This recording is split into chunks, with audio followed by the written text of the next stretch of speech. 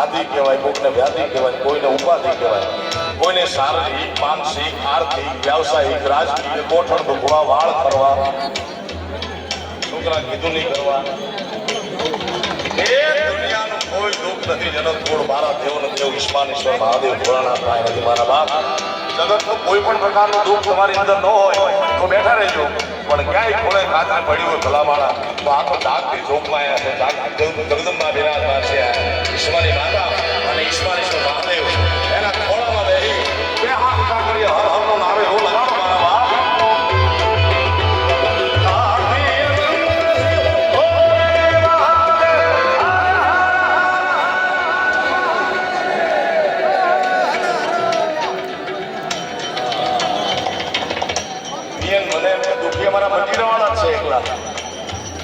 આખું ગામ છે પણ આ મૃત્યુ લોકો તાસીર છે મારા બાપ. આવે આયા પરમાત્મા રામ અવતાર લઈને આવે એને દુઃખી આવવું પડ્યું છે. પરમાત્મા કૃષ્ણ જેની ભાગવત કથા આપણે સાંભળી, જેની વાણીમાં ગંગાનો ધોધ વહે છે એવા પરમ વંદનીય પૂજ્ય ભાઈશ્રીના ચરણોમાં અહીંયાથી પ્રણામ. ભાઈશ્રી જ્યાં પણ હોય એમના ચરણોમાં મારા વંદન છે કે જેમની દિવ્ય વાણીનો આ પંથકને તમારા કાનને લાભ પડ્યો મારા બાપ.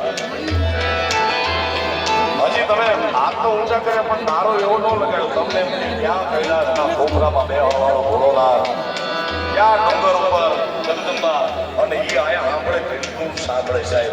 કબીર સાહેબના એક દુહાનું બીજું ચરણ એમ કહે છે કે ચીટીઓ કે पैरों में पायल बजे वो भी साहेब सुनता है. એક નાની અમથી કીડી એના પગમાં નુપુર બાંધ્યું હોય એનો ઝાંઝરનો અવાજ જો સાંભળે તો મારો તમારો ન સાંભળે મારા બાપ. અંતરના ઉડાણથી કરો જો આગલો તો ઢીકનો ચીથરા વળે થોડે યાર. એટલા માટે બે હાથ કરી